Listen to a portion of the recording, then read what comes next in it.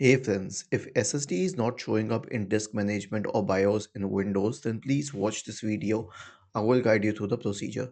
So first of all, run a check disk scan. How would you do that? Search for command prompt in the Windows search bar. Click on run as administrator in the right pane.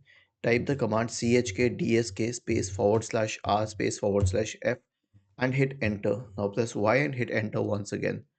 The next solution is to update all drivers. Right click on the Start button and select Settings from the menu. Go to the Windows Update tab on the list on the left hand side. Select Advanced Options in the right pane. Select Optional Updates, and then finally, if any optional updates are present, you can install them.